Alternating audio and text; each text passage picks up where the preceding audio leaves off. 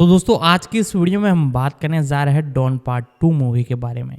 दोस्तों हम सभी को बेसब्री से इंतज़ार था और ये फाइनली ये जो मूवी है हमें देखने को मिल चुकी है। रेटिंग की बात की जाए तो आईएमबी रेटिंग बहुत धांसू निकल कर आई है, तकरीबन 10 में से 9 की रेटिंग है। आईएमबी की बात की जाए तो 96% की इसकी रेटिंग है और इंडिया टुडे की बात की जाए तो 5 में से 4.5 की रेटिंग है। 4.5 की बहुत ही बेहतरीन रेटिंग देखने को मिली है। फर्स्ट डे का कलेक्शन मैं आपको बताऊँ तो $32,000 है। तो आगे इसके बारे में और भी हम आपको जानकारी देंगे, pre production, releasing, casting, OTT right, TV right, satellite right, सभी राइट्स के बारे में आपको जानकारी देने वाले हैं। तो वीडियो को लाइक कर दे, चैनल को सब्सक्राइब कर दे। अब उसके बारे में हम जानना चालू करते हैं। जो वॉकर लॉस एंजल्स में कार्यरत एक ब्रिटिश फिल्म संपादक हैं। 2022 में उन्होंने ड्यून पर अपने काम के लिए सर्वश्रेष्ठ फिल्म संपादन का अकादमी पुरस्कार जीता। इससे पहले उन्हें 12 years a slave and arrival के लिए 2 बार नामांकित किया गया था। सर्वश्रेष्ठ संपादित फीचर फिल्म ड्रामेटिक के लिए अमेरिकन सिनेमा एडिटर्स अवार्ड के लिए उन्हें 8 वर्षों में 5 नामांकन प्राप्त हुए हैं और 2016 में एक उन्होंने अराइवल के लिए जीत हासिल की। उन्होंने 2012 में शेम के लिए सर्वश्रेष्ठ संपादक का यूरोपीय फिल्म पुरस्कार जीता। 3 और 2016 में सिकारियो के लिए सर्वश्रेष्ठ संपादन का सैटेलाइट पुरस्कार जीता। जीवन और करियर। वॉकर ने ईलिंग स्टूडियो में बीबीसी के फिल्म विभाग में अपनी कला सीखी। 4-5 उन्होंने एक ध्वनि संपादक के रूप में शुरुआत की, जिसमें उन्होंने पशु प्रतिरूपणकर्ता पसी एडवर्ड्स को सेवानिवृत्ति के बाद फिलिप सेविले की श्रृंखला फर्स्ट बॉर्न 1988 के लिए गोरिल्ला शोर प्रदान करने के लिए राजी किया, जो संगीतकार हंस जिमर के साथ उनका पहला सहयोग था। फिल्म संपादक के रूप में अपनी पहली पारी के बाद बीबीसी के लिए शास्त्रीय संगीत वृत्तचित्रों को काटने के बाद वॉकर ने जूलियन फारिनो के आउट ऑफ द ब्लू के साथ नाटक का संपादन और डेविड रेनविक की जॉनथन क्रीक की 2 श्रृंखलाओं के साथ कॉमेडी का काम शुरू किया। वॉकर की प्रमुख निदेशकों के साथ 2 उल्लेखनीय साझेदारियां रही हैं, स्टीव मैकवीन और डेनिस विलेन्यूवे। मैकवीन के साथ उनका पहला सहयोग हंगर 2008 लॉन्गकेश में आयरा भूख हड़ताल का चित्रण था, जिसमें माइकल फेसबेंडर ने बॉबी सैंड्स की भूमिका निभाई थी।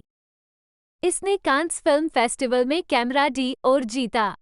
6 मैकवीन, फेसबेंडर और सिनेमेटोग्राफर सीन बॉबबिट वॉकर कटशेम 2011 की टीम में फिर से शामिल हुए।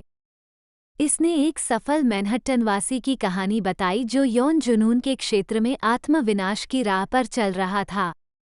उनका तीसरा सहयोग 12 ईयर्स ए स्लेव 2013 था, जो सोलोमन नॉर्थअप की सच्ची कहानी है। एक स्वतंत्र व्यक्ति का अपहरण कर लिया गया और उसे गुलामी में बेच दिया गया, जो 1840 के लुइजियाना में स्थापित किया गया था। इसमें चिवेटल एजियोफो, ब्रैड पिट, माइकल फेसबेंडर, लुपिता न्योंग, सारा पॉल्सन, पॉल डैनो और पॉल जियामाटी शामिल हैं। 12 ईयर्स ए स्लेव 2013 ने 3 अकादमी पुरस्कार जीते, सर्वश्रेष्ठ फिल्म, न्योंगो के लिए सर्वश्रेष्ठ सहायक अभिनेत्री और जॉन रिडले के लिए सर्वश्रेष्ठ रूपांतरित पटकथा। अपने स्वीकृति भाषण में न्योंगो ने वॉकर को श्रद्धांजलि अर्पित करते हुए उन्हें संपादन कक्ष में अदृश्य कलाकार बताया। 7 फिल्म को सर्वश्रेष्ठ मोशन पिक्चर ड्रामा के लिए गोल्डन ग्लोब अवार्ड से सम्मानित किया गया था और British academy of film and television arts ने इसे इजियोफो के लिए सर्वश्रेष्ठ फिल्म और सर्वश्रेष्ठ अभिनेता के रूप में मान्यता दी थी। डेनिस विलेन्यूवे के साथ वॉकर की साझेदारी में 5 फीचर फिल्में शामिल हैं। उनकी पहली, सिकारियो, 2015 की अमेरिकी क्राइम थ्रिलर ड्रामा फिल्म है, जिसमें बेनिकियो डेल टोरो और जोश ब्रोलिन ने अभिनय किया है, जिसमें एक आदर्शवादी एफबीआई एजेंट एमिली ब्लंट को एक क्रूर मैक्सिकन ड्रग कार्टेल के प्रमुख को नीचे लाने के लिए एक गुप्त सीआईए ऑपरेशन में शामिल किया गया है। अराइवल 2016 की अमेरिकी मनोवैज्ञानिक विज्ञान कथा फिल्म है, जो टेड चियांग की 1998 की लघु कहानी स्टोरी ऑफ योर लाइफ पर आधारित है, जिसमें एमी एडम, जेरेमी रेनर और फॉरेस्ट विटेकर ने अभिनय किया है। विलेन्यूवे ने फिल्म के निर्माण के बारे में कहा, प्रत्येक फिल्म का अपना नायक होता है। इसके संपादक जो वॉकर मेरे हैं। अराइवल संपादित करने के लिए अब तक की सबसे कठिन फिल्म थी। क्राइस्ट, हमने कड़ी मेहनत की। 8 उनका तीसरा सहयोग ब्लेड रनर 2049 है, जो ब्लेड रनर 1982 की अगली कड़ी है। इसके बाद उन्होंने फ्रैंक हर्बर्ट के इसी नाम के उपन्यास पर आधारित ड्यून 2021 में भागीदारी की। 9 पांचवां सहयोग ड्यून पार्ट 2 1 मार्च 2024 को रिलीज होने के लिए तैयार है। वॉकर ने समय के बारे में संपादक की सबसे बड़ी महाशक्ति होने की बात की है। 10 मैक्वीन और विलेन्यूवे के साथ उनकी फिल्में क्रॉस कटिंग, फ्लैशबैक संरचनाओं और टाइम लूप के प्रयोगों को प्रदर्शित करती हैं। 11-12 मैकवीन ने फिल्म में लय खोजने की वॉकर की क्षमता को श्रद्धांजलि दी है। एक महान फिल्म संपादक मौन के प्रति अभ्यस्त होता है। वे शब्दों के समान ही मूल्यवान हो सकते हैं। ये सब समय के बारे में है, और यही उसके पास है जो के पास समय है। 13 2010 में वॉकर ने अकादमी पुरस्कार विजेता निर्देशक केविन मैकडोनाल्ड और निर्माता रिडले स्कॉट के लिए documentary feature life in a day का निर्माण किया। इसे जुलाई 2010 में एक ही दिन में दुनिया भर के YouTube उपयोगकर्ताओं द्वारा फिल्माया गया था और प्रस्तुत 4500 घंटे के फुटेज से तैयार किया गया है। फिल्म का प्रीमियर जनवरी 2011 में सनडांस फिल्म फेस्टिवल में हुआ। 14-15 वॉकर ने कई ब्रिटिश इंडी फीचर का संपादन किया है, जैसे रूपर्ट व्यार्ड द्वारा लिखित और निर्देशित द एस्केपिस्ट 2008, हैरी ब्राउन 2009, जिसमें माइकल केन ने आधुनिक समय के सतर्क व्यक्ति की भूमिका निभाई, और Brighton Rock 2010, Graham Greene classic का पुनर्निर्मित संस्करण जिसने 1964 के मॉड और रॉकर दंगों की पृष्ठभूमि पर एक्शन सेट किया। वॉकर ने कई ब्रिटिश टीवी कार्यक्रमों में कटौती की है। जिमी मैकगवन की द लेक्स, बीबीसी के लिए एरोइका, सैम नील और केरा नाइटली अभिनीत ITV blockbuster doctor Zhivago, channel 4 के लिए Sword of Honour, Daniel Craig अभिनीत द डेविल्स होर, निर्देशक मार्क मुंडेन के लिए, और टॉमी टियनान, निर्देशक रिचर्ड आयोडे के लिए। वॉकर को शुरू में एक शास्त्रीय संगीतकार के रूप में प्रशिक्षित किया गया था। 1984 में उन्होंने यॉर्क विश्वविद्यालय से संगीत में BA की डिग्री प्राप्त की। 16 उनका संगीत ट्राफल्गर स्क्वायर में लाइव रॉयल फिलहार्मोनिक ऑर्केस्ट्रा द्वारा बजाया गया है। 17 उन्होंने नाटक डर्टी वॉर के लिए स्कोर लिखा। 18 जनवरी 2019 में जो को यॉर्क विश्वविद्यालय द्वारा डॉक्टरेट की मानद उपाधि से सम्मानित किया गया। 19 जिमर ने टेलीविजन श्रृंखला द बाइबल के लिए संगीत तैयार किया, जो मार्च 2013 में लोर्ने बाल्फ और लिसा जेरार्ड के साथ प्रसारित हुई थी, और 12 ईयर्स अ स्लेव के लिए स्कोर बनाया, जिसने मार्च 2014 में सर्वश्रेष्ठ चित्र के लिए अकादमी पुरस्कार जीता। जिमर ने संगीत तैयार किया जुलाई 2014 में अपनी 10वीं वर्षगांठ मनाने के लिए टुमोरोलैंड उत्सव के लिए टुमोरोलैंड भजन। 53 जिमर ने 2014 की फिल्म द अमेजिंग स्पाइडर-मैन 2 के साथ साथ द मैग्निफिसेंट 6 के लिए संगीत तैयार किया, जिसमें फेरल विलियम्स, जॉनी मार, माइकल आइम्जिगर, जंकी एक्सेल, एंड्रू कावजिंस्की और स्टीव माजारो शामिल थे।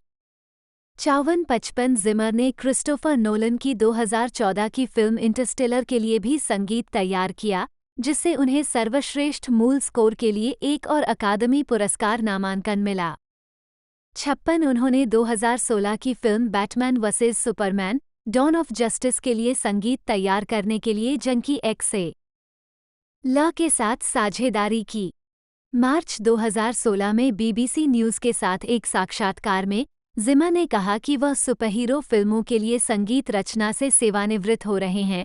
उन्होंने बैटमैन बनाम सुपरमैन के बारे में कहा, यह मेरे लिए करना, नई भाषा खोजने की कोशिश करना बहुत कठिन था।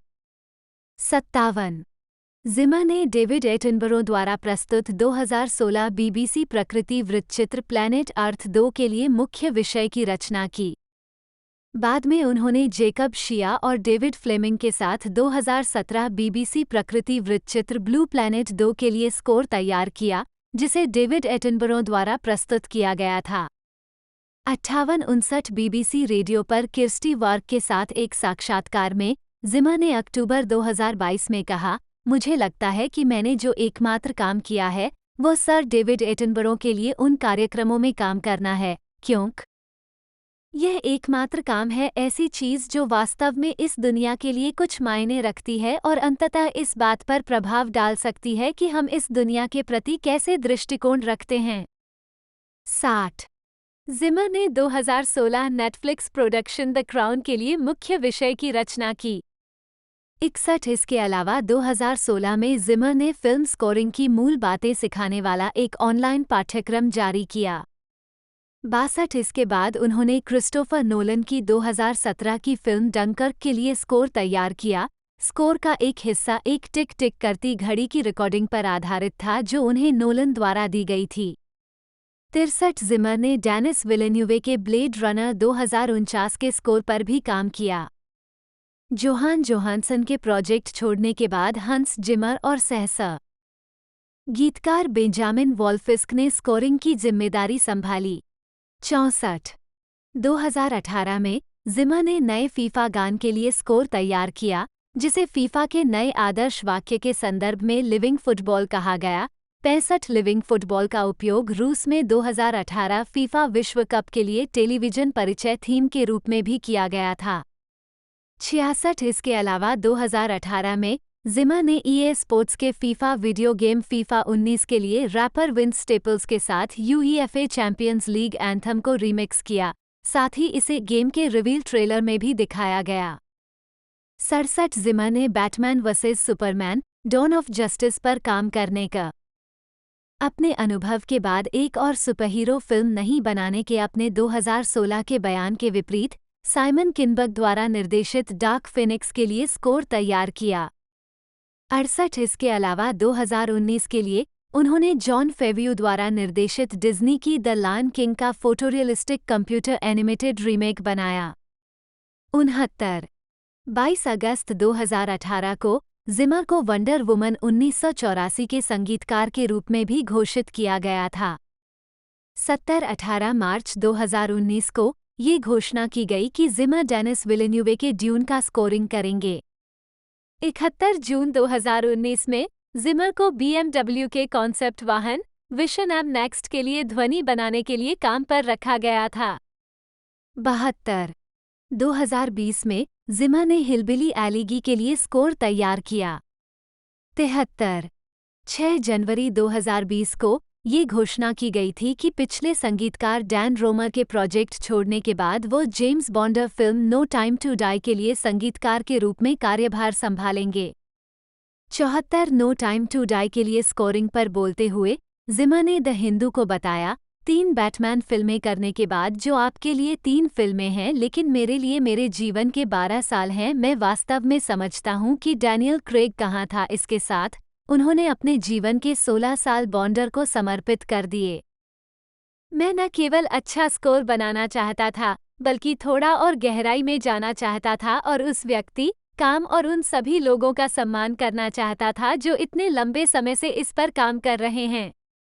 75 26 फरवरी 2020 को मेजर लीग सॉकर ने अपने 25वें सीजन के लिए एक एंथम जारी किया जिसे जिमर ने संगीतबद्ध किया था। 76 जिमर ने फिल्म ड्यून के लिए स्कोर भी तैयार किया जिससे उन्हें सर्वश्रेष्ठ मूल स्कोर के लिए दूसरा अकादमी पुरस्कार मिला। 77 वह अगली कड़ी के लिए स्कोर तैयार करने के लिए भी तैयार हैं। 2022 में उन्होंने वृत्तचित्र श्रृंखला फ्रोजन प्लैनेट 2 के गीत टेक मी बैक होम पर कैमिला कैबेलो के साथ सहयोग किया। 78 जिमर ने 2022 की फिल्म टॉप गन मैवरिक पर काम किया, मुख्य शीर्षक क्रेडिट और अन्य ट्रैक में योगदान दिया। 79-80 जिमर ने BMW की इलेक्ट्रिक कार श्रृंखला के लिए ध्वनियाँ भी तैयार और संगीतबद्ध की हैं। ये ध्वनियाँ आंतरिक और बाहरी दोनों तरफ के लिए हैं और पैदल चलने वालों को चेतावनी देने में मदद कर सकती हैं कि एक इलेक्ट्रिक कार आ रही है। 81-82 व्यक्तिगत जीवन जिमर की पहली पत्नी मॉडल विकी कैरोलिन थी, जिनसे उनकी एक बेटी है। 83 इस जोड़े ने 1992 में तलाक ले लिया। 3 अप्रैल 2020 को जिमर ने अपनी दूसरी पत्नी सुजैन जिमर से तलाक के लिए अर्जी दी, जिनसे उनके 3 बच्चे हैं। 15 जून 2023 को जिमर ने अपने एक शो के दौरान लंदन के O2 एरेना में मंच पर अपनी साथी दीना डी लुका को प्रपोज किया। 85 वो कैलिफोर्निया में बस गए और स्वाभाविक रूप से अमेरिकी नागरिक बन गए। 86 पुरस्कार एवं सम्मान। मुख्य लेख हंस जिमर द्वारा प्राप्त पुरस्कारों और नामांकनों की सूची। बर्लिन में बुलेवार्ड डे स्टोर्स पर जिमर का सितारा। जिमर को कई सम्मान और पुरस्कार मिले हैं, जिनमें 2018 में वियना में हॉलीवुड में max Steiner film music achievement award, 2003 में नेशनल बोर्ड ऑफ रिव्यू से फिल्म संगीत रचना में उत्कृष्टता के लिए करियर अचीवमेंट अवार्ड शामिल है। 2003 में palm springs international film festival में फिल्म रचना के लिए फ्रेडरिक लोवे पुरस्कार। 2003 में ASCAP हेनरी मैंसिनी पुरस्कार। 89 और 1996 में BMI फिल्म संगीत पुरस्कार से रिचर्ड कक करियर अचीवमेंट पुरस्कार। दिसंबर 2010 में जिमर को हॉलीवुड वॉक ऑफ फेम पर एक स्टार मिला।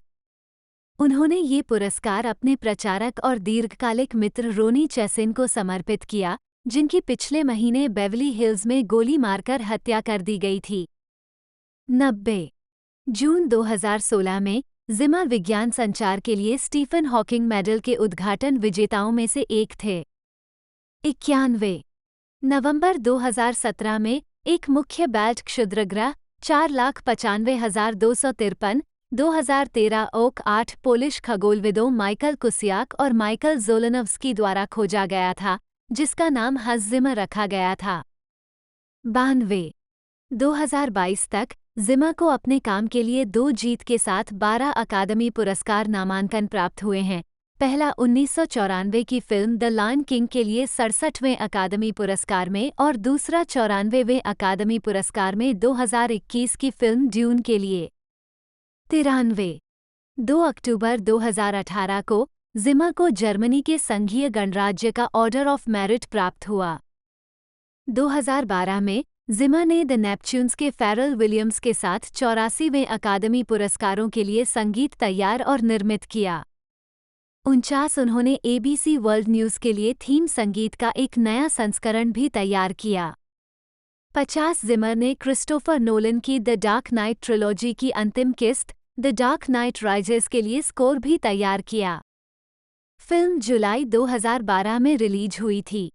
51 जिमर ने 2012 में ऑरोरा, कोलोराडो में द डार्क नाइट राइजेस की स्क्रीनिंग के दौरान हुई गोलीबारी के बाद खुद को तबाह बताया। मैं इन लोगों 2010 की फिल्म इंसेप्शन के लिए जिमर ने नॉन जेने रिग्रेट रियन गाने में इलेक्ट्रॉनिक हेरफेर का इस्तेमाल किया। स्कोर में हॉर्न की ध्वनि, जिसे जिमर ने एक शहर के ऊपर विशाल फॉगहॉर्न की तरह के रूप में वर्णित किया है, फिल्म ट्रेलरों में एक लोकप्रिय विशेषता बन गई। उन्होंने कहा, यह अजीब है कि इस तरह की चीजें युगचेतना का हिस्सा कैसे बन जाती हैं। लेकिन मुझे लगता है कि ट्रेलर बिल्कुल यही तलाश रहे हैं, कुछ प्रतिष्ठित, 1 सेकंड से भी कम समय तक चलने वाला और थिएटर में सीटों को हिला देने वाला। 4 चांग ने अपने फिल्मी करियर की शुरुआत बहुत ही कम उम्र में कर दी थी। उसके बाद उन्हें ताइवानी फिल्म निर्देशक एडवर्ड यांग द्वारा 4 घंटे लंबी समीक्षकों द्वारा प्रशंसित फिल्म ए ब्राइटर समर डे के नायक के रूप में चुना गया, जिसने टोक्यो अंतर्राष्ट्रीय फिल्म महोत्सव में विशेष जूरी पुरस्कार जीता। चांग द्वारा अभिनय की गई शुरुआती फिल्मों में से एक वोंग कार-वाई की हैप्पी टुगेदर 1997 थी। वह 2000 में एंग ली द्वारा निर्देशित film crouching tiger, hidden dragon में डार्क क्लाउड के रूप में अपनी भूमिका के लिए प्रसिद्ध हुए। उन्होंने वोंग कार-वाई की 2046-2004 में भी अभिनय किया। 3 इसके बाद चांग ने हो सियाओ हसियन के 30 टाइम्स 2005 में शू क्यूई के साथ सह अभिनय किया। 4 जिसे कांस फिल्म फेस्टिवल में पाल्मे डी ओर के लिए नामांकित किया गया और सर्वश्रेष्ठ ताइवानी फिल्म के लिए गोल्डन हॉर्स पुरस्कार जीता। पुरस्कार। उस फिल्म में उनके प्रदर्शन के लिए चांग को 2005 के गोल्डन हॉर्स अवार्ड्स में सर्वश्रेष्ठ अभिनेता के पुरस्कार के लिए भी नामांकित किया गया था। 2006 में चांग को द गो मास्टर में उनकी भूमिका के लिए सर्वश्रेष्ठ अभिनेता के गोल्डन हॉर्स अवार्ड के लिए नामांकित किया गया था, जो गो मास्टर वो किंग युआन के जीवन का एक नाटकीय रूपांतरण था। अगले वर्ष चांग ने किम की डुक की ब्रीथ में अपना कोरियाई डेब्यू किया, जिसे 2007 के कांस फिल्म फेस्टिवल में पाल्मे डी ओर पुरस्कार के लिए नामांकित किया गया था। 5-6 इसके बाद चांग ने ऐतिहासिक युद्ध महाकाव्य रेड क्लिफ 2008-2009 में सरदार सन क्वान की भूमिका निभाई। उन्हें सर्वश्रेष्ठ सहायक अभिनेता के लिए हांगकांग फिल्म पुरस्कार में नामांकित किया गया था। साथ इसके बाद उन्होंने लू चुवान द्वारा निर्देशित 2012 के ऐतिहासिक महाकाव्य द लास्ट सपर और वोंग कार-वाई द्वारा 2013 के कुंग-फू महाकाव्य द ग्रैंड मास्टर में अभिनय किया। 2014 में चांग ने वुक्सिया फिल्म ब्रदरहुड ऑफ ब्लेड्स में काम किया, जिसने व्यावसायिक सफलता और आलोचनात्मक प्रशंसा हासिल की।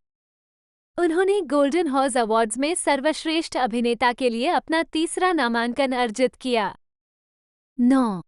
2015 में चांग ने द असैसिन में 3 टाइम्स के निर्देशक हो सियाओ हसियन और सह कलाकार शू क्यू ई के साथ पुनर्मिलन किया, जिसने कांस फिल्म फेस्टिवल में प्रतिस्पर्धा की।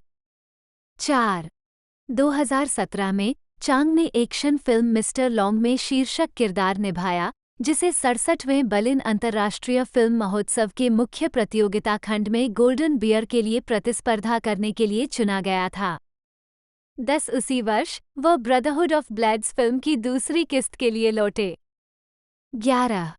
2021 में चांग ने डेनिस विलेन्यूवे की महाकाव्य विज्ञान कथा फिल्म ड्यून में डॉक्टर वेलिंगटन यूह की भूमिका निभाई।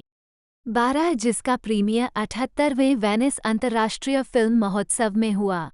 13 उसी वर्ष उन्होंने रहस्य फिल्म द सोल में अपने प्रदर्शन के लिए 58वें गोल्डन हॉर्स अवार्ड्स में सर्वश्रेष्ठ अग्रणी अभिनेता का पुरस्कार जीता, जो बिना जीते 3 बार नामांकित होने के बाद उनका पहला गोल्डन हॉर्स अवार्ड था। 14 हंस फ्लोरियन जिमर, जर्मन उच्चारण हंस फ्लोरियन ज़माई, जन्म 12 सितंबर 1957, एक जर्मन फिल्म स्कोर संगीतकार और संगीत निर्माता हैं। उन्होंने 2 ऑस्कर और 4 ग्रैमी जीते हैं और उन्हें 3 एमीज और 1 टोनी। जिमर को 2007 में द डेली टेलीग्राफ द्वारा प्रकाशित शीर्ष 100 जीवित प्रतिभाओं की सूची में भी नामित किया गया था। 1 पारंपरिक ऑर्केस्ट्रा व्यवस्था के साथ इलेक्ट्रॉनिक संगीत ध्वनियों को एकीकृत करने के लिए उनका काम उल्लेखनीय है। 1980 के दशक से जिमर ने 150 से अधिक फिल्मों के लिए संगीत तैयार किया है। उन्होंने द लायन किंग 1994 और ड्यून 2021 के लिए सर्वश्रेष्ठ मूल स्कोर के लिए 2 अकादमी पुरस्कार जीते हैं। उनके कार्यों में gladiator, the last samurai, the pirates of the Caribbean श्रृंखला, the dark knight trilogy, inception, man of steel, interstellar, Dunkirk और नो टाइम टू डाई शामिल हैं। संयुक्त राज्य अमेरिका जाने से पहले जिमर ने अपने करियर का शुरुआती हिस्सा यूनाइटेड किंगडम में बिताया। वो ड्रीमवर्क्स पिक्चर्स और ड्रीमवर्क्स एनिमेशन स्टूडियो में फिल्म संगीत प्रभाग के प्रमुख हैं और जिस कंपनी की उन्होंने स्थापना की थी, उसके माध्यम से अन्य संगीतकारों के साथ काम करते हैं। रिमोट कंट्रोल प्रोडक्शंस 2, जिसे पहले मीडिया वेंचर्स के नाम से जाना जाता था। सांता मोनिका, कैलिफोर्निया में उनके स्टूडियो में कंप्यूटर उपकरण और कीबोर्ड की एक विस्तृत श्रृंखला है, जिससे फिल्म स्कोर के डेमो संस्करण जल्दी से बनाए जा सकते हैं। 3 जिमर ने Christopher Nolan, Ridley Scott, Ron Howard, Gore Verbinski, Michael Bay, Guy Ritchie और डेनिस विलेन्यूवे सहित निर्देशकों के साथ कई परियोजनाओं पर सहयोग किया है। प्रारंभिक जीवन। जिमर का जन्म 12 सितंबर 1957 को फ्रैंकफर्ट, पश्चिम जर्मनी में हुआ था। एक छोटे बच्चे के रूप में वो कोंगस्टीन फॉकेनस्टीन में रहते थे, जहां वे घर पर पियानो बजाते थे, लेकिन उन्होंने पियानो की शिक्षा थोड़े समय के लिए ही ली थी, क्योंकि उन्हें औपचारिक पाठ का अनुशासन पसंद नहीं था। 4 अपने रेडिट एएमए में उन्होंने कहा, मेरा औपचारिक प्रशिक्षण 2 सप्ताह का पियानो पाठ था। मुझे 8 स्कूलों से निकाल दिया गया था, लेकिन मैं एक बैंड में शामिल हो गया। मैं स्व सिखाया गया हूँ, लेकिन मैंने हमेशा सुना है मेरे दी माग में संगीत है, और मैं 20वीं सदी का बच्चा हूँ। कंप्यूटर बहुत काम आया। 5 जिमर ने स्विट्जरलैंड के कैंटरबर्न में एक अंतर्राष्ट्रीय boarding school École D humanity में पढ़ाई की। 6 वह किशोरावस्था में लंदन चले गए और हटवुड हाउस स्कूल में पढ़ाई की। 7 अपने बचपन के दौरान वह एन्नियो मॉरिकोन के फिल्म स्कोर से काफी प्रभावित थे और उन्होंने Once Upon a Time in the West को उस स्कोर के रूप में उद्धृत किया जिसने उन्हें फिल्म संगीतकार बनने के लिए प्रेरित किया। 8 1999 के बर्लिन फिल्म फेस्टिवल में एक भाषण में जिमर ने कहा कि वह यहूदी हैं और उन्होंने अपनी मां के बारे में बात की जो 1939 में जर्मनी से इंग्लैंड भागने के कारण द्वितीय विश्व युद्ध में बच गईं। मई 2014 में एक साक्षात्कार में जिमर ने खुलासा किया कि यह मुश्किल था युद्ध के बाद जर्मनी में पले बढ़े और यहूदी होने के नाते उन्होंने कहा, मुझे लगता है कि मेरे माता पिता हमेशा पड़ोसियों को ये बताने से सावधान रहते थे कि वे यहूदी हैं। 9 फरवरी 2013 में मैशबल के साथ एक साक्षात्कार में उन्होंने अपने मां 10/2006 11 1977-1988 जिमर ने अपने करियर की शुरुआत 1970 के दशक में बैंड क्राकाटोआ के साथ कीबोर्ड और सिंथेसाइजर बजाते हुए की थी। 12 उन्होंने 1977 में ट्रेवर हॉर्न, जॉफ डाउन्स और ब्रूस वूली के साथ लंदन में गठित एक न्यू वेव बैंड बुगल्स के साथ काम किया। जिमर को 1979 के गीत video killed the radio star के लिए बुगल्स के संगीत वीडियो में संक्षिप्त रूप से देखा जा सकता है। 13 बुगल्स के साथ काम करने के बाद उन्होंने इतालवी समूह क्रिस्मा के लिए काम करना शुरू कर दिया, जो 1976 में मॉरिजियो अर्सियरी और क्रिस्टीना म जर के साथ एक नया वेव बैंड था। वह क्रिस्मा के तीसरे एल्बम कैथोड मम्मा के लिए एक विशेष सिंथेसिस्ट थे। उन्होंने बैंड हेल्डन अल्ट्रावॉक्स के वॉरेन कैन के साथ भी काम किया है। 14 जिमर कीबोर्ड पर और कैन ड्रम पर दोनों को 1984 में सेगोविया, स्पेन में एक लाइव प्रदर्शन के लिए स्पेनिश समूह मैकानो का हिस्सा बनने के लिए आमंत्रित किया गया था। इस संगीत कार्यक्रम के 2 गाने मैकानो में शामिल किए गए थे। एन कॉन्सिटो एल्बम 1985 में केवल स्पेन में रिलीज हुआ। 1985 में उन्होंने Shriekback album oil and gold में योगदान दिया। 15 1980 में जिमर ने UK punk band the Damned के साथ और उसके लिए एक एकल history of the world part 1 का सह निर्माण किया, जिसे उनके 1980 LP release the black album में भी शामिल किया गया था और प्रसारित किया गया था। उनके प्रयासों का वर्णन हंस जिमर द्वारा अति निर्मित के रूप में किया गया है। लंदन में रहते हुए जिमर ने एयर एडेल एसोसिएट्स के लिए विज्ञापन जिंगल लिखे। 14 1980 के दशक में जिमर ने स्टैनली मायर्स के साथ साझेदारी की, जो एक शानदार फिल्म संगीतकार थे जिन्होंने 60 से अधिक फिल्मों के लिए स्कोर लिखा था। जिमर और मायर्स ने लंदन स्थित लिली यार्ड रिकॉर्डिंग स्टूडियो की सह स्थापना की। मायर्स और जिमर ने मिलकर पारंपरिक ऑर्केस्ट्रा ध्वनि को इलेक्ट्रॉनिक उपकरणों के साथ मिलाने पर काम किया। 16 कुछ फिल्में जिन पर जिमर और मायर्स ने काम किया वे हैं moonlighting 1982, success is the best revenge 1984, insignificance 1985 और माई ब्यूटीफुल लॉन्ड्रेट 1985। जिमर का पहला एकल स्कोर 1987 में निर्देशक निको मस्तोरकिस के लिए टर्मिनल एक्सपोजर था, जिसके लिए उन्होंने गीत भी लिखे थे। जिमर ने 1987 की फिल्म द लास्ट एम्परर के लिए स्कोर निर्माता के रूप में काम किया, जिसने सर्वश्रेष्ठ मूल स्कोर के लिए अकादमी पुरस्कार जीता। 14 यूनाइटेड किंगडम में अपने समय के जिमर के सबसे टिकाऊ कार्यों में से एक television game show going for gold का थीम गीत था, जिसे उन्होंने 1987 में सैंडी मैक्लेलैंड के साथ बनाया था। बीबीसी के साथ एक साक्षात्कार में जिमर ने कहा, गोइंग फॉर गोल्ड था, बहुत मजा आया। यह उस तरह की चीजें हैं जो आप तब करते हैं जब आपके पास अभी तक कोई करियर नहीं है। भगवान, मैं खुद को बहुत भाग्यशाली महसूस करता हूँ क्योंकि इस चीज ने सबसे लंबे समय तक मेरा किराया चुकाया। 17 1988 2000। जिमर के करियर में एक महत्वपूर्ण मोड़ 1988 की फिल्म रेन मैन से आया। 16 हॉलीवुड निर्देशक बैरी लेविंसन रेन मैन के लिए किसी की तलाश कर रहे थे और उनकी पत्नी ने रंगभेद विरोधी नाटक ए वर्ल्ड अपार्ट की साउंडट्रैक सीडी सुनी, जिसके लिए जिमर ने संगीत तैयार किया था। लेविंसन जिमर के काम से प्रभावित हुए और उन्हें रेन मैन को स्कोर करने के लिए नियुक्त किया। 18 स्कोर में जिमर स्टील ड्रम के साथ मिश्रित सिंथेसाइजर, ज्यादातर एक फेयरलाइट CMI, का उपयोग करता है। जिमर ने बताया कि यह एक रोड मूवी थी और रोड मूवी में आमतौर पर झंकार वाले गिटार या तारों का एक गुच्छा होता है। मैं सोचता रहा कि पात्रों से बड़ा मत बनो, इसे सीमित रखने की कोशिश करें। रेमंड चरित्र वास्तव में नहीं जानता कि कहाँ है वह है। दुनिया उसके लिए बहुत अलग है। वो मंगल ग्रह पर भी हो सकता है। तो हम एक ऐसी दुनिया के लिए अपने स्वयं के विश्व संगीत का आविष्कार क्यों नहीं करते जो वास्तव में मौजूद नहीं है? 19 रेन मैन के लिए जिमर का स्कोर 1989 में अकादमी पुरस्कार के लिए नामांकित किया गया था और फिल्म ने सर्वश्रेष्ठ चित्र सहित 4 अकादमी पुरस्कार जीते।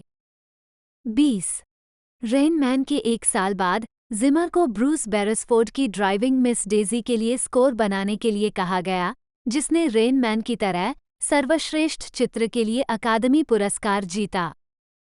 ड्राइविंग मिस डेजी के उपकरण में पूरी तरह से सिंथेसाइजर और सैम्पलर शामिल थे, जिसे जिमर ने बजाया था।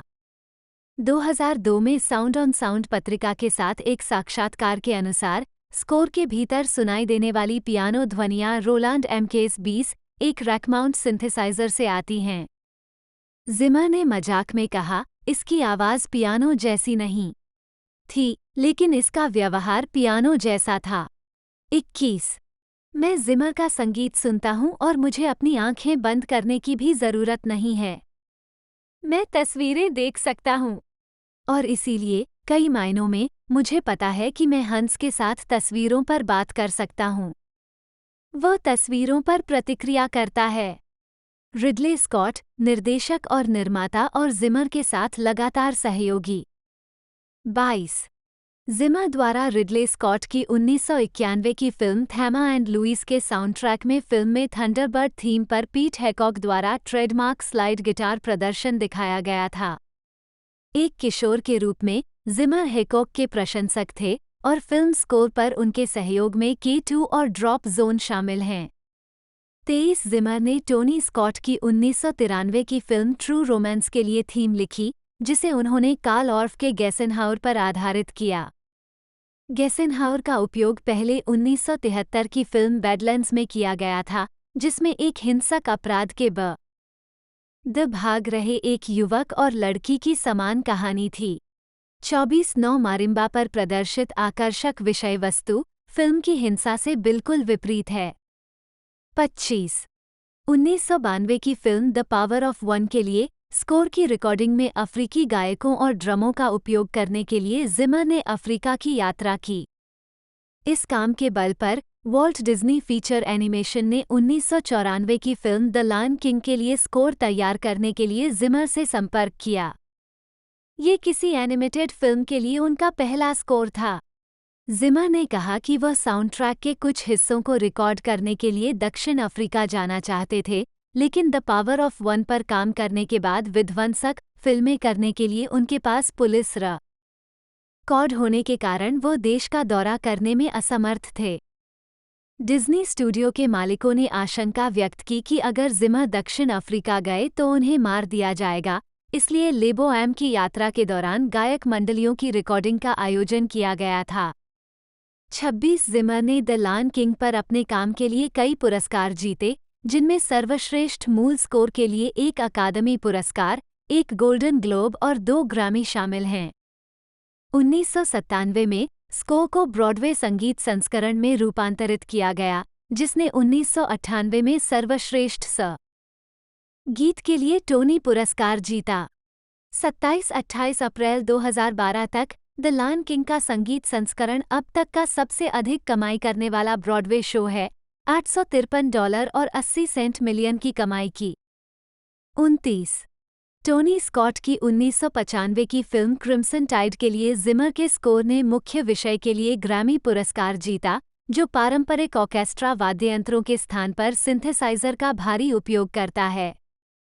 द थिन रेड लाइन 1998 के लिए जिमर ने कहा कि निर्देशक टेरेंस मलिक फिल्मांकन शुरू करने से पहले संगीत चाहते थे, इसलिए उन्होंने 6.5 घंटे का संगीत रिकॉर्ड किया।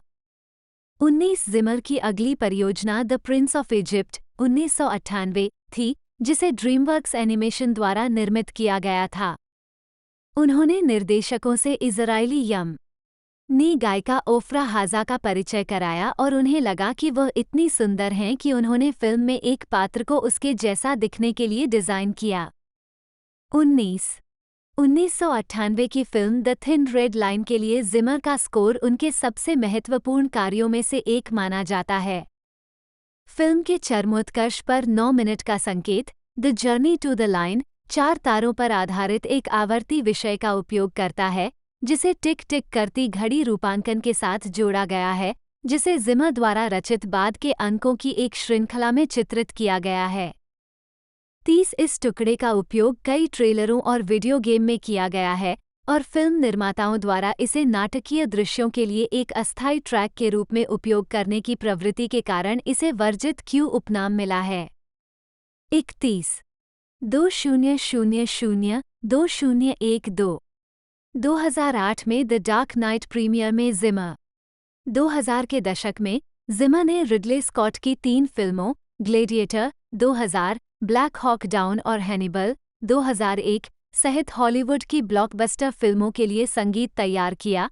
इसके बाद The last Samurai 2003, Madagascar 2005, The Da Vinci Code 2006, The Simpsons Movie 2007, Kung Fu Panda 2008, जिसे उन्होंने John Powell, Angels and Demons 2009 और शर्लक होम्स 2009 के साथ मिलकर बनाया था। 2000 के दशक में अन्य कार्यों में स्पेनिश भाषा की फिल्म कैसी दिवस 32 और द बर्निंग प्लेन 2009 शामिल थीं। उन्होंने टेलीविजन बॉक्सिंग श्रृंखला द कंटेंडर के लिए थीम तैयार की और call of duty modern warfare 2 के संगीत पर लोरने बाल्फ के साथ काम किया, जो उनका पहला वीडियो गेम प्रोजेक्ट था।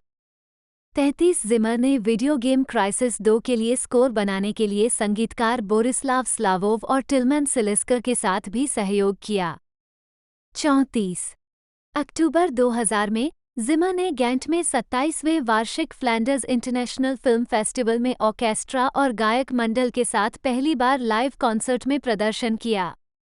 35 द लास्ट समुराई के लिए स्कोर लिखते समय जिमर को लगा कि जापानी संगीत के बारे में उनका ज्ञान बेहद सीमित था। उन्होंने व्यापक शोध करना शुरू किया, लेकिन जितना अधिक उन्होंने अध्ययन किया, उन्हें उतना ही कम महसूस हुआ कि वे जानते हैं। आखिरकार जिमर ने जो लिखा था उसे फीडबैक के लिए जापान ले गए और जब उनसे पूछा गया कि वह जापानी संगीत के बारे में इतना कुछ कैसे जानते हैं तो वह हैरान रह गए। 2003 की शुरुआत में द लास्ट समुराई की स्कोरिंग के दौरान जिमर से निर्माता जेरी ब्रुकहाइमर ने संपर्क किया था, जिनके साथ उन्होंने पहले Crimson Tide, Days of Thunder, The Rock और पर्ल हार्बर में काम किया था। ब्रुकहाइमर ने Pirates of the Caribbean, The Curse of the Black Pearl की शूटिंग पूरी कर ली थी, लेकिन एलन सिल्वेस्ट्री द्वारा फिल्म के लिए तैयार किए गए संगीत से नाखुश थे और एक प्रतिस्थापन स्कोर चाहते थे। 36 ब्रुकहाइमर चाहते थे कि जिमर फिल्म को दोबारा बनाएं, लेकिन द लास्ट समुराई पर उनकी प्रतिबद्धताओं के कारण Pirates of the Caribbean, The Curse of the Black Pearl के लिए संगीत की रचना और पर्यवेक्षण का काम जिमर के सहयोगियों में से एक क्लॉस बैडेल्ट को दिया गया था। मीडिया वेंचर्स में जिमर ने कुछ विषय वस्तु प्रदान की जिनका उपयोग फिल्म में किया गया था, हालांकि उन्हें स्क्रीन पर श्रेय नहीं दिया गया है। 37-38 जिमर को श्रृंखला की 3 बाद की फिल्मों Pirates of the Caribbean, Dead Man's Chest 2006, Pirates of the Caribbean, 8 World's End 2007 और पायरेट्स ऑफ द कैरेबियन के लिए संगीतकार के रूप में नियुक्त किया गया था। स्ट्रेंजर टाइड्स 2011 पर आखिरी बार रोड्रिगो वाई गैब्रिएला के साथ सहयोग किया। 39 जिमर को क्रिस्टोफर नोलन की बैटमैन बिगिंस 2005 और द डार्क नाइट 2008 पर उनके काम के लिए भी जाना जाता है, जिसे उन्होंने जेम्स न्यूटन हॉवर्ड के साथ मिलकर तैयार किया था। 17 द डार्क नाइट के साउंडट्रैक के लिए जिमर ने अपने लंबे समय के सहयोगी मार्टिन टिलमैन द्वारा सेलो पर बजाए गए एक नोट के माध्यम से जोकर के खलनायक का प्रतिनिधित्व करने का फैसला किया। जिमर ने कहा, मैं कुछ ऐसा लिखना चाहता था जिससे लोग सचमुच नफरत करें। 40 क्यू शीट पर बहुत सारे संगीतकारों को सूचीबद्ध किए जाने के कारण इन फिल्मों के स्कोर को सर्वश्रेष्ठ मूल स्कोर के लिए अकादमी पुरस्कार नामांकन प्राप्त करने से अयोग्य घोषित कर दिया गया था। 41 जिमर दिसंबर 2008 में द डार्क नाइट को नामांकित न करने के फैसले को पलटने में सफल रहे। उन्होंने तर्क दिया कि एक आधुनिक फिल्म स्कोर बनाने की प्रक्रिया सहयोगात्मक थी और इसके निर्माण में भूमिका निभाने वाले कई लोगों को श्रेय देना महत्वपूर्ण था। 42 जिमर ने 2006 में साउंड ट्रैक नेट के साथ एक साक्षात्कार में अन्य संगीतकारों के साथ स्कोरिंग के अपने दृष्टिकोण के बारे में बताया।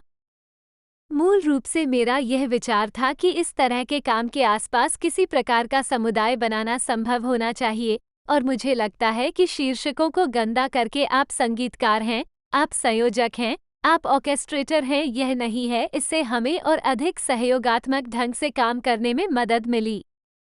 यह मेरे लिए इतना महत्वपूर्ण नहीं था कि मेरे पास हंस जिमर द्वारा स्कोर था और इन चीज़ों पर मैंने एकमात्र श्रेय लिया। ये ग्लेडिएटर की तरह है। मैंने लिसा जेरार्ड को सह श्रेय दिया क्योंकि भले ही उन्होंने मुख्य विषय नहीं लिखा था, उनकी उपस्थिति और योगदान बहुत प्रभावशाली थे। वह सिर्फ एक एकल कलाकार से कहीं अधिक थी, और यही कारण है कि मुझे विशिष्ट क्रेडिट के साथ ऐसी समस्या है। 43 2009 की फिल्म शर्लक होम्स के लिए डेली वैरायटी ने बताया कि जिमर ने $200 में एक आउट ऑफ ट्यून पियानो खरीदा और इसकी अजीबता के कारण स्कोरिंग प्रक्रिया के दौरान इसका इस्तेमाल किया। 44 2011 की अगली कड़ी Sherlock Holmes A Game of Shadows के लिए जिमर और निर्देशक गाय रिची ने प्रामाणिक रोमानी संगीत को शामिल किया, जिस पर उन्होंने स्लोवाकिया, इटली और फ्रांस का दौरा करके शोध किया। फिल्म में संगीत रोमानी सदाबहार संगीतकारों द्वारा बजाया गया है। 45-46 टेसा चार्लोट रैम्पलिंग ओबी, जन्म 5 फरवरी 1946, एक अंग्रेजी अभिनेत्री हैं। 2-3 स्विंगिंग 60s की एक आइकन, उन्होंने एक मॉडल के रूप में अपना करियर शुरू किया। 4 उन्हें 1966 की फिल्म जॉर्जी गर्ल में मेरेडिथ की भूमिका में लिया गया था, जिसमें लिन रेडग्रेव ने अभिनय किया था। उन्होंने जल्द ही फ्रेंच और इतालवी आर्टहाउस फिल्में बनाना शुरू कर दिया, विशेष रूप से लुचिनो विस्कोनी की द डैम्ड 1969 और लिलियाना कैवानी की द नाइट पोर्टर 1974। उन्होंने कई यूरोपीय और अंग्रेजी भाषा की फिल्मों में अभिनय किया, जिनमें स्टारडस्ट मेमोरीज 1980 शामिल हैं, द वर्डिक्ट 1982 में, लॉन्ग लिव लाइफ 1984 और the wings of the Dove 1997। 2000 के दशक में वो फ्रांसीसी निर्देशक फ्रांकोइस ओजोन की प्रेरणा बन गई, जो उनकी कई फिल्मों में दिखाई दी, विशेष रूप से स्विमिंग पूल 2003 और यंग एंड ब्यूटीफुल 2013। टेलीविज़न पर उन्हें डेक्स्टर 2013 में डॉक्टर एवेलिन वोगेल की भूमिका के लिए जाना जाता है। 2002 में उन्होंने कैबरे शैली में रिकॉर्डिंग का एक एल्बम जारी किया, जिसका शीर्षक लाइक अ वुमन था। 5 2012 में उन्हें मिनिसरीज रेस्टलेस में उनके प्रदर्शन के लिए प्राइम टाइम एमी अवार्ड और स्क्रीन एक्टर्स गिल्ड अवार्ड के लिए नामांकित किया गया था। 2015 की फिल्म 45 ईयर्स में अपने प्रदर्शन के लिए उन्होंने सर्वश्रेष्ठ अभिनेत्री के लिए बर्लिन फिल्म फेस्टिवल पुरस्कार, सर्वश्रेष्ठ अभिनेत्री के लिए यूरोपीय फिल्म पुरस्कार जीता और सर्वश्रेष्ठ अभिनेत्री के लिए अकादमी पुरस्कार के लिए नामांकित हुईं। 2017 में उन्होंने हन्ना के लिए 74वें वेनिस इंटरनेशनल फिल्म फेस्टिवल में सर्वश्रेष्ठ अभिनेत्री का वोल्पी कप जीता। 6. उन्हें 2001 में मानद सीजर और 2002 में फ्रांस का लीजन ऑफ ऑनर प्राप्त हुआ। कला के क्षेत्र में उनकी सेवाओं के लिए उन्हें 2000 में OBE बनाया गया और यूरोपीय फिल्म पुरस्कारों से 2015 का लाइफटाइम अचीवमेंट पुरस्कार प्राप्त हुआ। 2015 में उन्होंने अपनी आत्मकथा जारी की, जिसे उन्होंने फ्रेंच में लिखा, जिसका शीर्षक था क्वी जे सुइस। 7. बाद में उन्होंने अंग्रेजी अनुवाद हु आई एम पर काम किया, जो मार्च 2017 में प्रकाशित हुआ था। प्रारंभिक जीवन। टेसा चार्लोट रैम्पलिंग का जन्म 1946 में स्टुमर, एसेक्स में हुआ था, जो एक चित्रकार इसाबेल एनी नी गोटीन 1918 2001 और ओलंपिक स्वर्ण पदक विजेता धावक और ब्रिटिश सेना अधिकारी गॉडफ्रे रैम्पलिंग 1909 2009 की बेटी थीं। 8-9-10-1964 में यूके लौटने से पहले उन्होंने अपना अधिकांश प्रारंभिक जीवन जिब्राल्टर, फ्रांस और स्पेन में बिताया। 11. उन्होंने वर्सल्स में अकेडमी जीन डी आर्क और इंग्लैंड के हर्टफोर्डशायर के बुशी में एक boarding school, Saint Hilda School में पढ़ाई की। उनकी एक बहन थी, सारा, जिसकी 1966 में 23 वर्ष की आयु में आत्महत्या से मृत्यु हो गई थी। उनका और सारा का घनिष्ठ संबंध था और उन्होंने अपनी युवावस्था के दौरान एक साथ कैबरे एक्ट में प्रदर्शन किया था। 1-2-1-3-1-4 करियर। 1960 का दशक, मॉडलिंग करियर, अभिनेत्री के रूप में शुरुआत। 1968 के सार्डिनिया में रैम्पलिंग का अपहरण कर लिया गया। रैम्पलिंग ने 14 साल की उम्र में स्टैनमो में बनेज इंस्टीट्यूट में अपनी बहन के साथ फ्रेंच चांसन गाते हुए मंच पर पदार्पण किया। 15 उन्होंने अपना करियर एक मॉडल के रूप में शुरू किया और पहली बार कैडबरी विज्ञापन में दिखाई दी। वह एक सचिव के रूप में काम कर रही थीं जब उसी बिल्डिंग में एक कास्टिंग एजेंट की नज़र उन पर पड़ी। 16 उन्होंने रिचर्ड लेस्टर द्वारा निर्देशित 2 फिल्मों में अप्रकाशित भूमिकाएं निभाईं, जिनमें बीटल्स के साथ उनकी पहली film A Hard Day's Night 1964 और The Knack and How to Get It 1965 में एक वाटर स्कीयर के रूप में भूमिका शामिल है। 17 1965 में उन्हें फिल्म जॉर्जी गर्ल में मेरिडिथ की भूमिका के लिए चुना गया था और जॉन बोल्टिंग ने उन्हें comedy Rotten to the Core में एक भूमिका दी थी। 1967 में उन्होंने साहसिक फिल्म द लॉन्ग ड्यूएल में यूल ब्रायनर के साथ अभिनय किया। वो जियान फ्रेंको मिंगोजी द्वारा निर्देशित इतालवी फिल्म सार्डिनिया किडनैप्ड, सेक्वेस्ट्रो डी पर्सोना 1968 में फ्रेंको नीरो के साथ भी दिखाई दी। 18 टेलीविज़न पर रैम्पलिंग ने द एवेंजर्स के 1967 के एपिसोड द सुपरलेटिव 7 में बंदूकधारी हाना वाइल्ड की भूमिका निभाई, जिसमें उन्होंने जॉन स्टीड को हरा दिया। 1969 में उन्होंने रोमांस ड्रामा थरी में सैम वाटरस्टन के साथ अभिनय किया और 1972 में उन्होंने ड्रामा कॉकी में रॉबर्ट ब्लेक के साथ अभिनय किया और costume drama Henry 8 and his 6 wives में एनी बोलिन की भूमिका निभाई। इसके बाद उनका अभिनय करियर अंग्रेजी और फ्रेंच दोनों सिनेमा में फला फूला। शुरुआती सफलता के बावजूद उन्होंने द इंडिपेंडेंट को बताया, हम खुश नहीं थे। यह एक दुस्वप्न था, नियम तोड़ना और यह सब। हर कोई मजे कर रहा था, लेकिन वे इतनी सारी दवाएं ले रहे थे कि उन्हें पता ही नहीं चला। वैसे भी 20 रैम्पलिंग ने विवादास्पद भूमिकाएं निभाई हैं। 1969 में लुचिनो विस्कोनी की द डैम्ड ला कैडुटा डिली देई में उन्होंने नाजी एकाग्रता शिविर में भेजी गई एक युवा पत्नी की भूमिका निभाई। आलोचकों ने उनके प्रदर्शन की प्रशंसा की और इसने उन्हें एक बिल्कुल नई छवि में ढाला, रहस्यमय, संवेदनशील और अंततः दुखद। द लुक, जैसा कि उनके सह कलाकार डक बोगाडे ने कहा था, उनका ट्रेडमार्क बन गया। 21 1970-1980 के दशक की शुरुआत, परिपक्व भूमिकाएं, हॉलीवुड और इतालवी सिनेमा। वह प्रतिष्ठित क्लासिक वैनिशिंग पॉइंट में अमेरिकी नाटकीय रिलीज, यूके रिलीज में शामिल से हटाए गए एक दृश्य में दिखाई दी। मुख्य अभिनेता बैरी न्यूमैन ने टिप्पणी की कि ये दृश्य फिल्म की रूपक शैली में सहायक था। 1968 में रैम्पलिंग।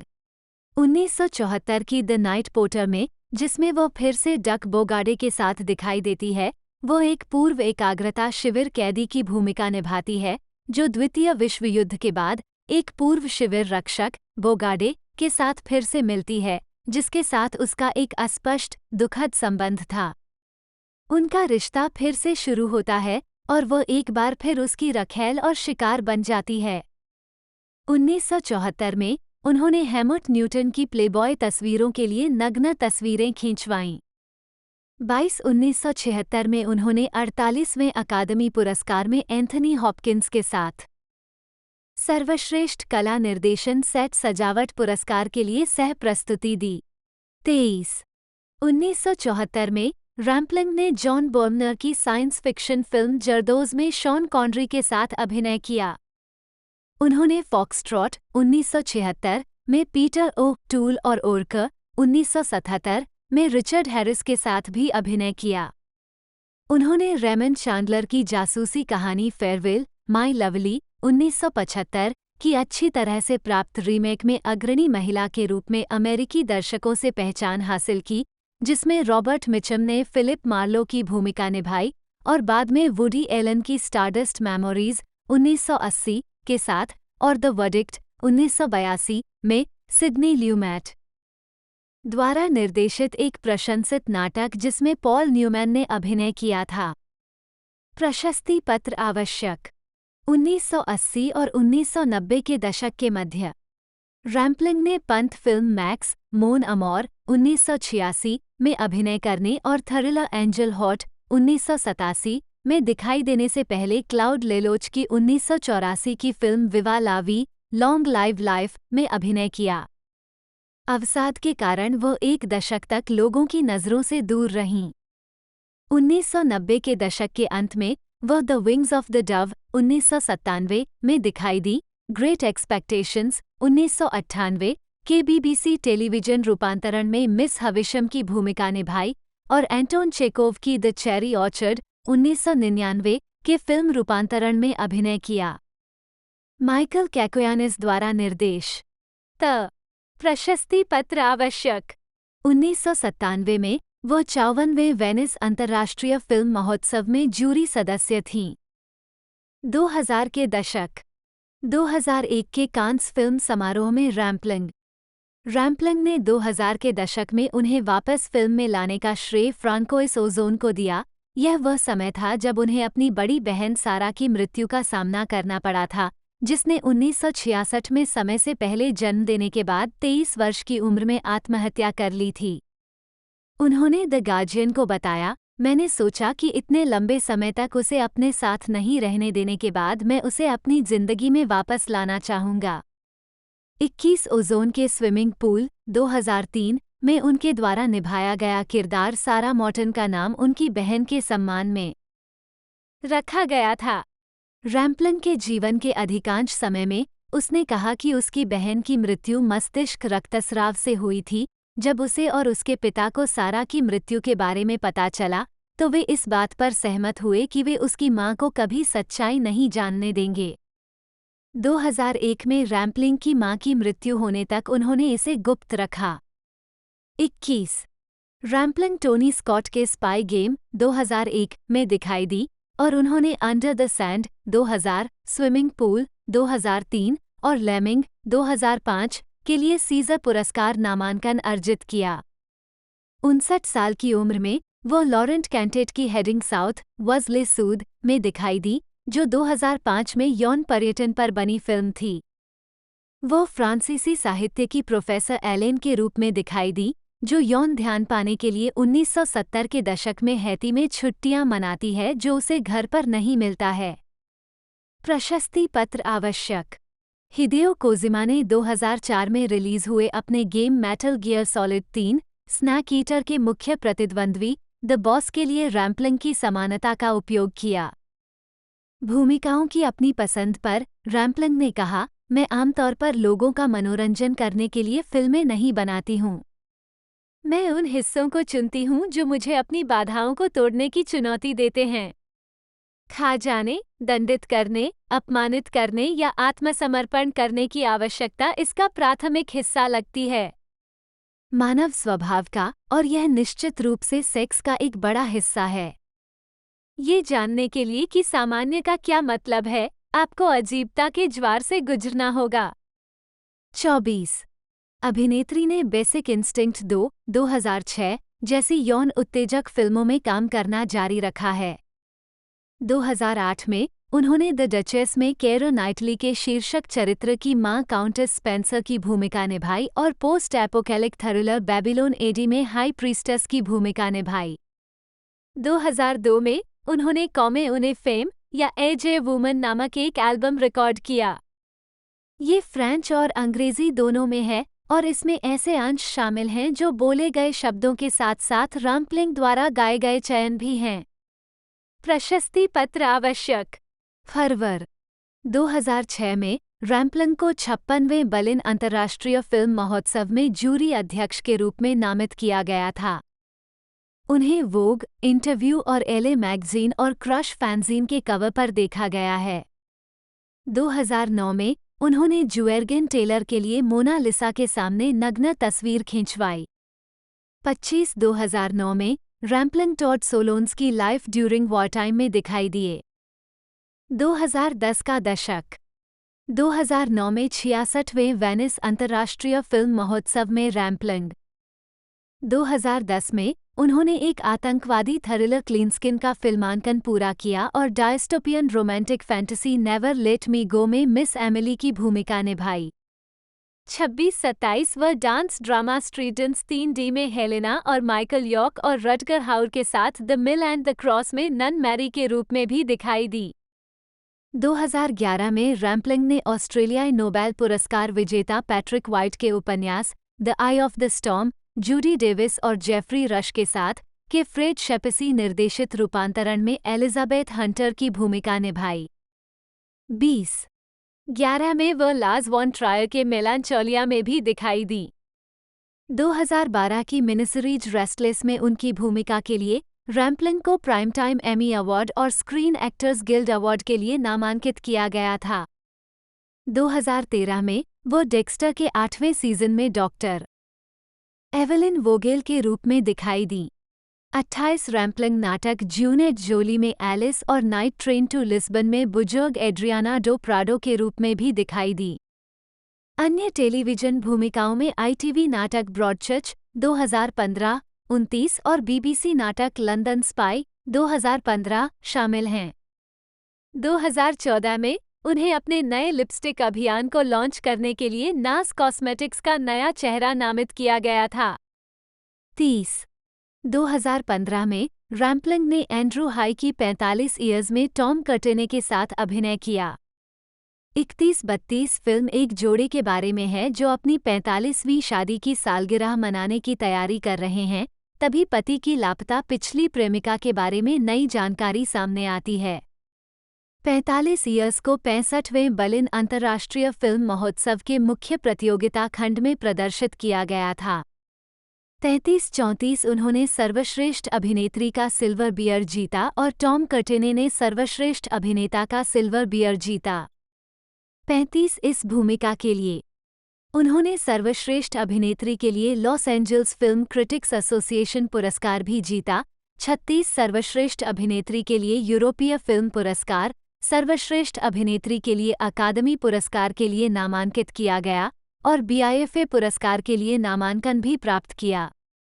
ब्रिटिश इंडिपेंडेंट फिल्म में एक अभिनेत्री द्वारा सर्वश्रेष्ठ प्रदर्शन के लिए और सर्वश्रेष्ठ अभिनेत्री के लिए क्रिटिक्स चॉइस मूवी अवार्ड।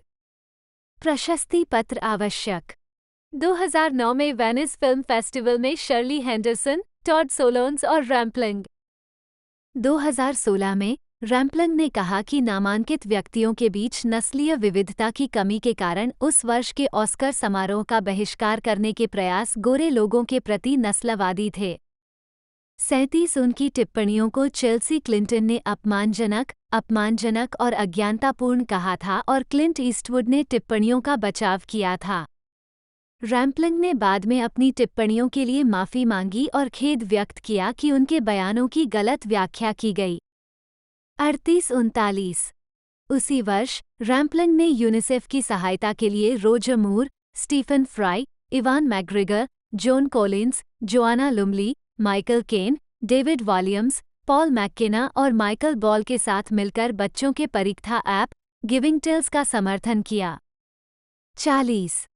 2017 में रैम्पलिंग ने जूलियन बार्न्स के उपन्यास पर आधारित the sense of an ending में जिम ब्रॉडबेंट और एमिली मोर्टिमर के साथ वेरोनिका फोर्ड के रूप में सह अभिनय किया। 41-42 जनवरी 2017 में palm springs international film festival में इसका विश्व प्रीमियर हुआ था। 43 उनकी अगली फिल्म एंड्रिया पल्लारो की हन्ना में थी, जहां उन्होंने जेल में बंद एक व्यक्ति की पत्नी की शीर्षक भूमिका निभाई थी। अनिश्चित आरोप उनकी भूमिका के लिए उन्हें 74वें वेनिस अंतर्राष्ट्रीय फिल्म महोत्सव में सर्वश्रेष्ठ अभिनेत्री के वोल्पी कप पुरस्कार से सम्मानित किया गया। 2017 में रैम्पलिंग ने लिसा लैंगसेट द्वारा निर्देशित यूफोरिया में एलिसिया विकेंडर और ईवा ग्रीन के साथ अभिनय किया।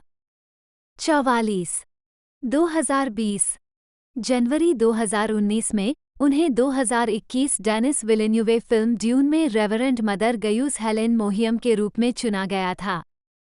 45 न्यूजीलैंड के लेखक निर्देशक मैथ्यू जे सेविले की 2021 की ब्लैक कॉमेडी जुनिपर में रैम्पलिंग एक चिड़चिड़ी दादी की भूमिका निभाती हैं।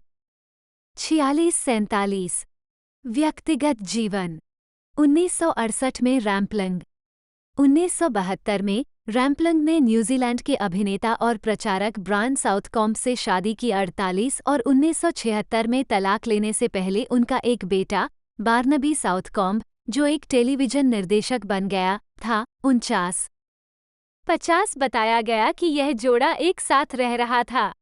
रैंडल लॉरेंस, एक पुरुष मॉडल, के साथ एक मैनेज ए ट्रोइस। 20 और 1974 में रैम्पलिंग को सिंडिकेटेड स्तंभकार अर्ल विल्सन ने ये कहते हुए उद्धृत किया था, जीवन में बहुत सारी गलतफहमियां हैं। मैंने एक बार यह कहकर एक घोटाला पैदा किया था कि मैं किसके साथ रहता था, 2 आदमी। मेरा यह मतलब यौन अर्थ में नहीं था। हम एक अपार्टमेंट साझा करने वाले लोगों की तरह ही थे। 51-2021 में रैम्पलिंग ने द गार्जियन के साथ एक साक्षात्कार में रिश्ते को स्वीकार करते हुए कहा, खैर, मेरे 2 बॉयफ्रेंड थे, जो उस समय बहुत अजीब था। हम सभी बहुत छोटे थे। ये सब काटना और बदलना था। मेरा मानना है कि बहुत सी चीजें प्रयोगात्मक थीं। जीवन कैसे जिएं? मुझे नहीं पता कि मुझे यह अब मिल गया है या नहीं, लेकिन कोई बात नहीं, मेरे पास ये था। 52 1978 में रैम्पलिंग ने फ्रांसीसी संगीतकार जीन मिशेल जर्रे से शादी की और उनका दूसरा बेटा डेविड जर्रे था, जो संगीतकार और गायक बन गया। 53 उन्होंने अपनी सौतेली बेटी एमिली जर्रे का भी पालन पोषण किया, जो एक फैशन डिजाइनर बन गई। यह विवाह 1997 में सार्वजनिक रूप से भंग कर दिया गया था, जब रैम्पलिंग को अन्य महिलाओं के साथ जार्रे के मामलों के बारे में टैब्लॉइड कहानियों से पता चला। 52-2002 में उनका तलाक अंतिम हो गया। रैम्पलिंग ने बाद में टिप्पणी की, तो दोस्तों इस मूवी को कई जगह 29 मार्च को रिलीज़ किया गया था, कई जगह 1 मार्च को। तकरीबन दोस्तों सबसे पहले से 6 फरवरी 2024 को ओडी नेशनल्स के अंदर से रिलीज़ किया गया और फिर 29 फरवरी को यूनाइटेड स्टेट में, इंडिया के अंदर आज या कल के अंदर ही ये हमें देखने को मिली है। और साथ ही साथ टोटल इस मूवी का बजट मैं आपको बताऊँ तो $190 मिलियन का भारी भरकम बजट है। और देखते हैं फर्स्ट डे का कलेक्शन तो मैंने आपको बता ही दिया, तकरीबन $31,000 के तकरीबन आया है। बाकी और की कोई जानकारी आती है तो मैं आपको बता दूंगा। वीडियो को लाइक कीजिएगा, चैनल को सब्सक्राइब कर दीजिएगा, बेल आइकन दबा कर इसे ऑल पर सेट कर लीजिएगा। तो इसके बारे में मैंने आपको सारी कुछ जानकारी ही बता दी है। तो आज की इस वीडियो में दोस्तों इतना ही, मिलते हैं अगले वीडियो में।